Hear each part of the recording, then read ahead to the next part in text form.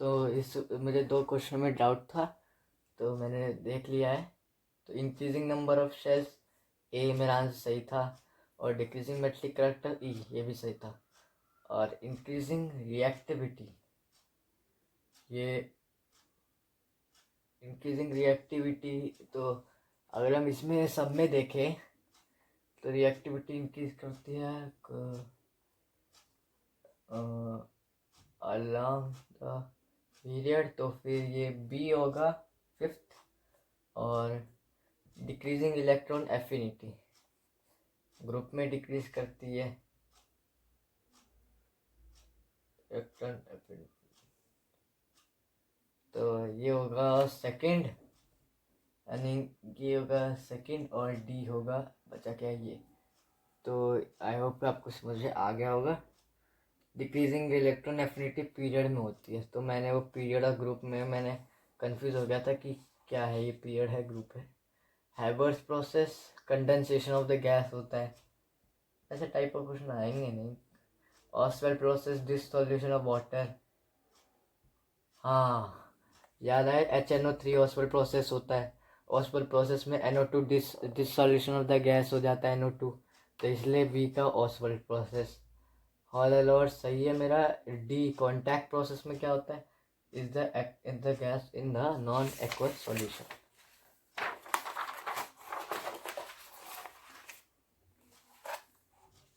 इसमें मेरी गलती थी, मैंने अमोनिया गैस इन वाटर, वो एमोनियम आयन देती है, और आयन विद लोन पेयर वो देता है हाइड्रोनियम आयन। तो अब करेंगे वन वर्ड आंसर। तो पहला question, name of positive non metallic radius basic in nature. Ammonia basic in nature होता है और पॉजिटिव होगा ammonium NH4+। How many electrons are present in one molecule of CH4। Carbon कितना होता है 6 और H क्या है 4, तो टोटल क्या होगा 10, तो 10 इलेक्ट्रॉन प्रेजेंट है। ऐसे टाइप ऑफ क्वेश्चन आएंगे नहीं, पर अगर आ गए तो देख लेना। Identify the longest carbon chain, mention the number of carbon present in it. Longest carbon chain, तो 3 4 5 6, 6 कार्बन चेन है। 3 4 5 6, 1 2 3 4 5 6, और कार्बन कितने हैं 6 ही कार्बन है, तो 6 आ गया answer. A gas M occupies, ये वाला question, gas M occupies a volume of 1000 cc centimeter cube and contain X molecule. How many molecule will be present in gas N occupying volume of 250 cc? तो ये PYQ से लिया गया है, Avogadro's law पे based है। तो अगर 1000 cc X मॉलिक्यूल कंटेन करती है, तो एक क्या हो जाएगा, 1 cc X अपॉन 1000, और 250 कितना करेगा, अप इंटू 250, 0 से 0 कैंसिल, 5 5 जा 5 2 जा, सॉरी 1000, एक और 0 आएगा 20, तो ये हो जाएगा 5 4 जा, तो आंसर आ गया X/4 molecule. X/4 molecule is the answer. I hope कि आपको समझ में आ गया होगा। दोबारा बता देता हूँ कि गैस M ऑक्यूपाई करती है volume 1000 cc and contain X molecule. 1000 cc कितना मॉलिक्यूल कंटेन करेगी X, तो एक कितना करेगी X/1000, और 250 कितना करेगी मल्टीप्लाई बाय 250, आ गया आंसर। 5 से काटा X/4 molecule. Element X belongs to period 2, okay period 2 helium के बाद से, and group 1 of the periodic table, period 2 group 1। State the formula of the chloride of the element X। तो आपको पता है क्लोराइड यानी HCl, तो एलिमेंट X का बताना है, तो हम क्या लिख सकते हैं, XCl, XCl। Anurag added dilute H2SO4 to a given sample, heated, he observed the gas with foul smell। ये हमारा कीवर्ड है, फाउल स्मेल, रॉटन एग, यानी हाइड्रोजन सल्फाइड गैस निकलेगी जो कर देती है moist touch lead acetate paper को सिल्वरी ब्लैक। तो ये हो जाएगी hydrogen sulphide gas, hydrogen sulphide gas. Name the alkyl component of acetic acid.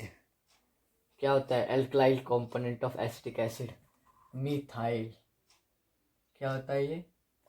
Methyl, जिसको हम बोलते हैं CH3 CH3 से रिप्रेजेंट करते हैं। दिख रहा है? हाँ दिख रहा है। अब आगे बढ़ते हैं।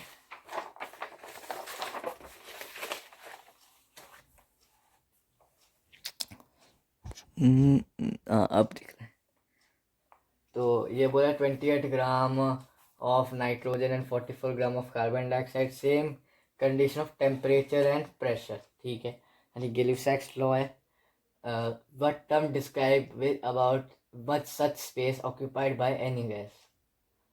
तो 28 gram of nitrogen, 44 gram of carbon dioxide at the same condition of temperature and pressure occupy the same amount of space.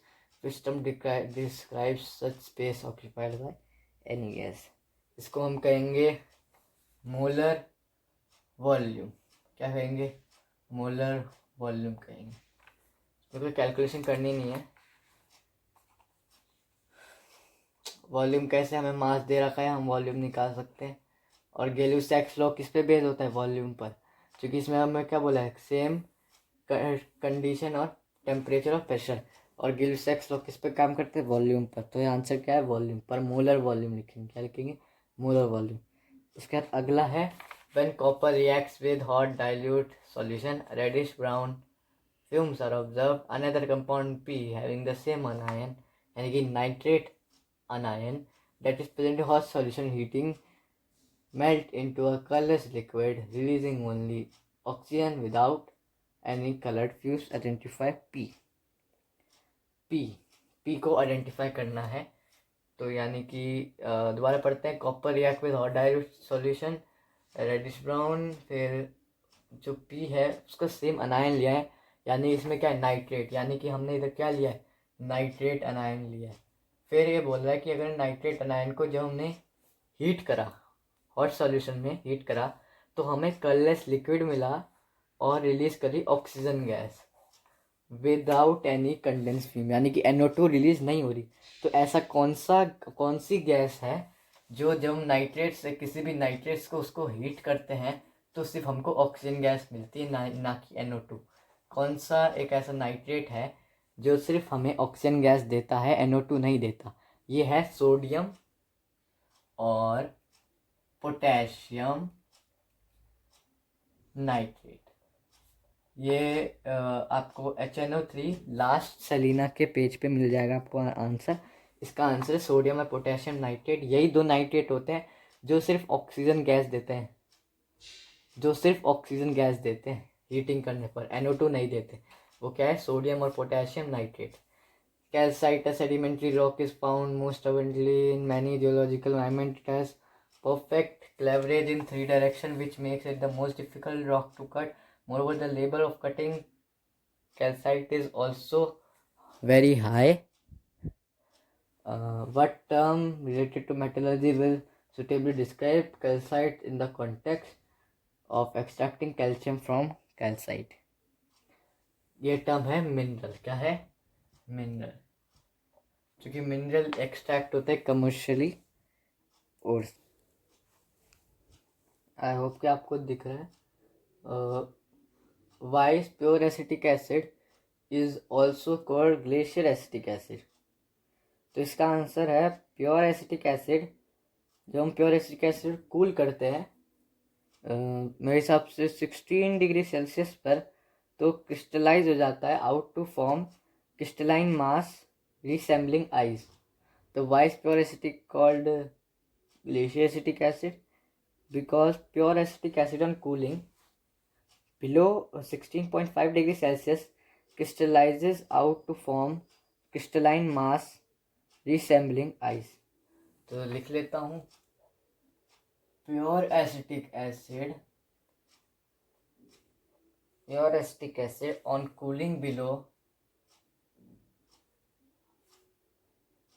cooling below 16.5 degree Celsius crystallizes out to form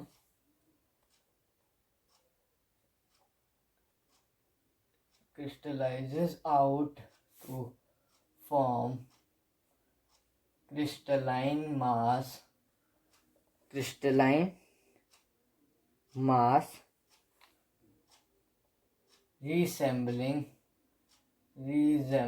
with ice. दोबारा लिख देता हूँ, दोबारा बोलता हूँ. Why is pure acetic acid called glacial acetic acid? Because pure acetic acid on cooling below 16.5 degrees Celsius crystallizes out to form crystalline mass resembling with ice. Pure acetic acid cooling below 16.5 degrees Celsius crystallizes out to form a crystalline mass resembling with ice. A fuse wire made up of alloy of lead and tin. It is a safety device that prevents the damage of electronic gadgets due to excessive flow of current.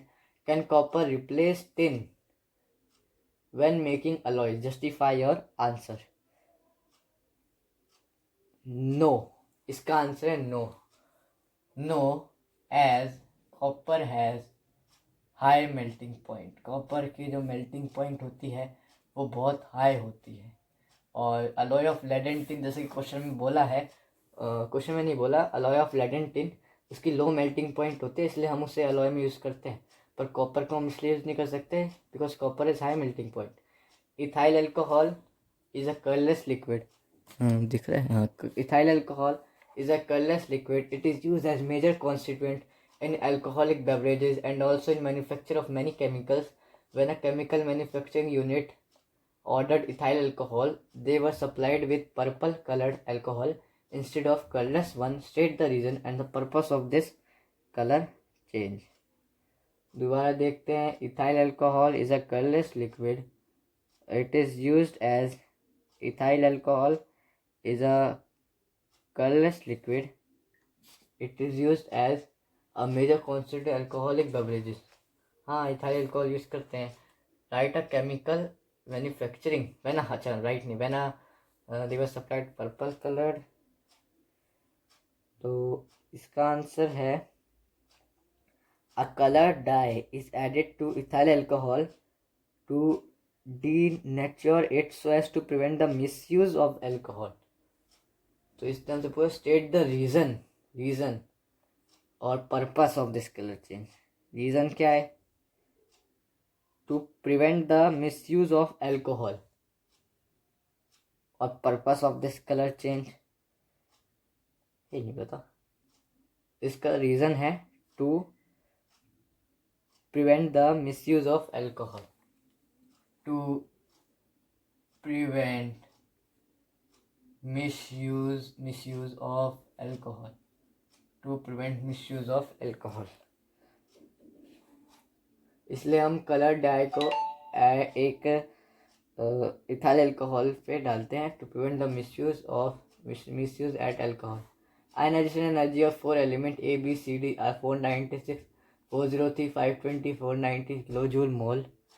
If these elements belong to same period में belong करते हैं, ठीक है.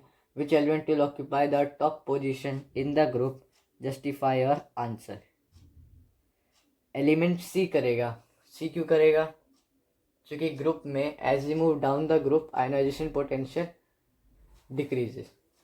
Moving